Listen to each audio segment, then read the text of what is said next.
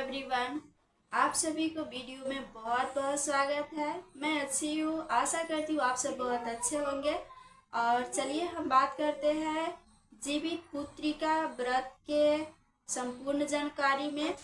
जीवित पुत्रिका व्रत वैदिक पंचांग के अनुसार आश्विन माह के अष्टमी तिथि को दिन मनाया जाता है और ये साल इस 2024 में इस व्रत को पूरा 3 दिन नियम विधि पूर्वक हम लोग करते हैं।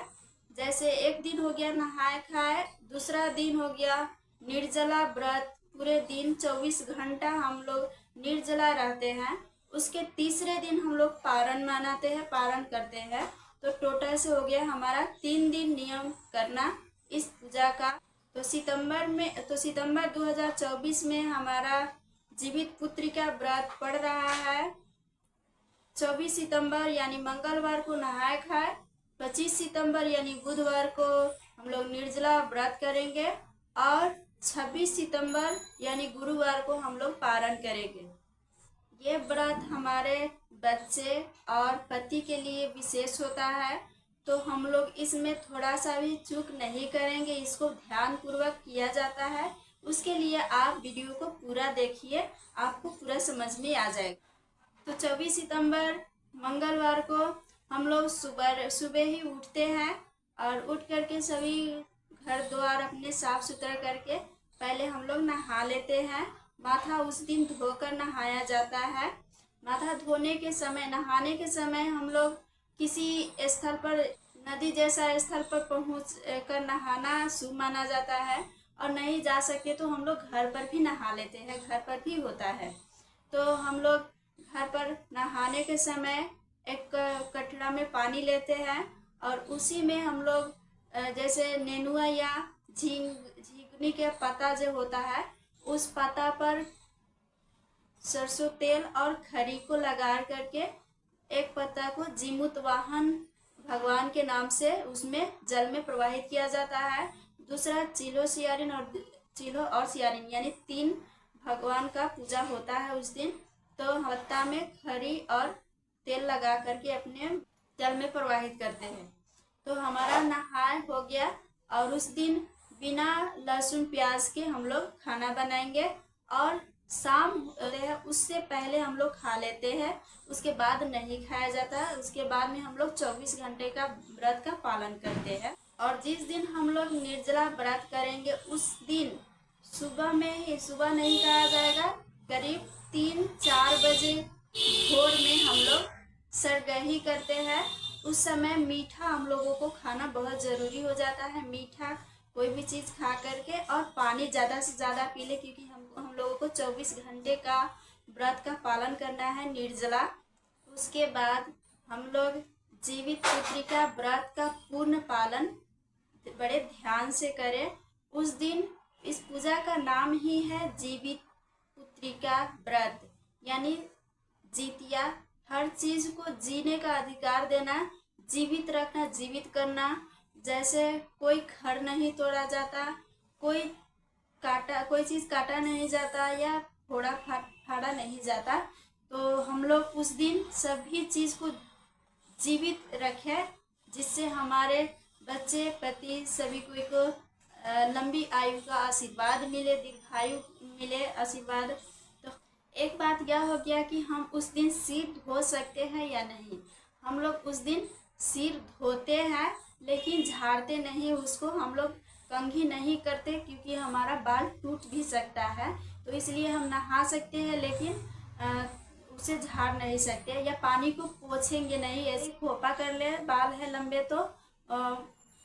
एक बात यह है कि हम उस दिन नए साड़ी पहने या नहीं, तो यह पूजा पड़ता है पितृ दिन में। तो हम लोग उस दिन नए साड़ी ना पहने ही अच्छा है। मरे हुए दिन लोगों का है तो नए साड़ी पहनना अच्छा नहीं, शुभ नहीं माना जाता। हम लोग को तो नहीं माना जाता। बाकी सब अपने जहाँ जैसे हो रहा है, आप लोगों के पीढ़ी लोग करते आ रहे हैं उसी प्रकार से कर लीजिए। लेकिन हम लोगों को उस दिन नए साड़ी नहीं पहना जाता है, नहीं पहना जाता। तो हम लोग सिर्फ कोरा साड़ी नहीं पहना जाता और सिंदूर लगाए कि नहीं बात है।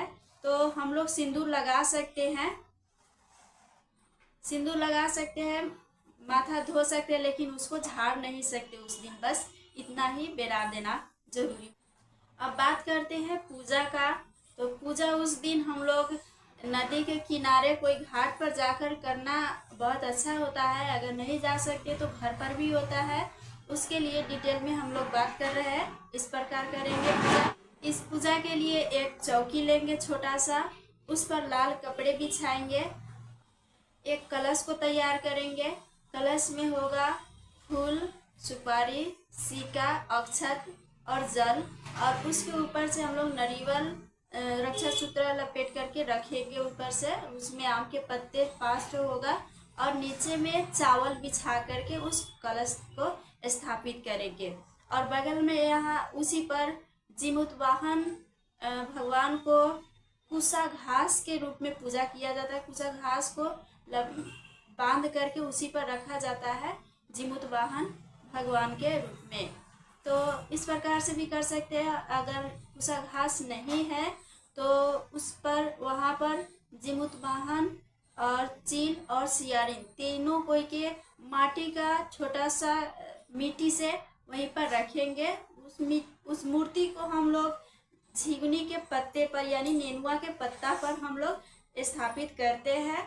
और उनके भोग में हम लोग कुछ मीठा बनाएंगे, जैसे रोटी और गुड़ को मिला करके लड्डू जो बनता है, जैसे महावीर जी को चढ़ता है उसी प्रकार से जीमूत वाहन भगवान को भी इसी प्रकार से लड्डू चढ़ता है। तो वो हम लोग बना सकते हैं। बाकी फल फूल और अपने हिसाब से ले ले। छत, चंदन, रोली, फूल और छोटा सा कोई वस्त्र उन पर अर्पित करें। और इस प्रकार से हम लोग वहाँ पर एक दीप भी जला लेंगे। और हम लोग हाथ में फूल, अक्षत, सिक्का लेकर के पाठ करेंगे या सुन लेंगे। जीमूत के कथा और एक चिल्हो सियारिन का भी कथा होता है। तो कोई कर रहा है तो हम लोग सुन लेंगे, या नहीं तो हम अपने से पाठ करेंगे। छोटा सा कोई भी किताब मिल जाता है जीमूत वाहन भगवान के व्रत के, तो हम लोग उस पाठ को कर लेंगे, हमारा पूजा पूर्ण होगा। और ध्यान रहे यह पूजा हम लोग उस दिन दोपहर और शाम के बीच में करेंगे, ना ही अंधेरा में और ना ही सुबह दोपहर से पहले करेंगे। यह पूजा गिरते हुए समय पर यानी 3 से लेकर 6-7 के अंदर में हम लोग कर लेंगे। उस दिन हमारा पूजा, ये सब करने के बाद हमारा पूजा होता है समाप्त। और दूसरे दिन यानी जिस दिन हम लोग निर्जला व्रत किए हैं उसके दूसरे दिन गुरुवार की सुबह में जो प्रतिमा बनाए हैं जीमूत वाहन भगवान का, उस पर उसको या कुसा घास को हम लोग माने हैं भगवान, उन्हीं को लेकर के हम लोग किसी भी नज़दीक के अपने पोखरी हो या नदी उसमें प्रवाहित कर दे। प्रवाहित करने के बाद, और हाँ फ्रेंड्स, एक ठो बात हम लोग भूल गए हैं। जो जितिया हमारा तो मेन है इसमें चढ़ाने वाला जितिया जो हम लोग अपने बच्चे के नाम पर कर रहे हैं पूजा, तो उनको भी एक प्रसाद के रूप में, जैसे एक गांठ, एक जितिया धागा मिलता है, एक जितिया धागा मिलता है, उसमें जितना बच्चे हैं उतना गांठ लगाया जाता है। और पूजा के दिन जैसे वस्त्र, फूल सब कुछ चढ़ा करके पूजा किए, उसी प्रकार से हम उस जितिया धागा को भी चढ़ाते हैं। चढ़ा करके कल सुबह में जब पूजा हमारा पूर्ण हो जाएगा और जब विसर्जन के समय आएगा उस समय जितिया को लेकर के अपने बच्चे के गले में धारण करेंगे और उसके बाद निकाल करके फिर अपने गले में धारण कर लेंगे। इस प्रकार पूजा हो गया है पूर्ण। और या कुसा घास को जीमूत वाहन भगवान उनको ले जा करके किसी जल में प्रवाहित कर देंगे।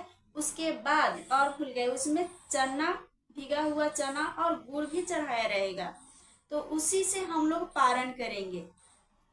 जल में प्रवाहित करके आएंगे और चना और गुड़ से हम लोग जल पिएंगे खा करके।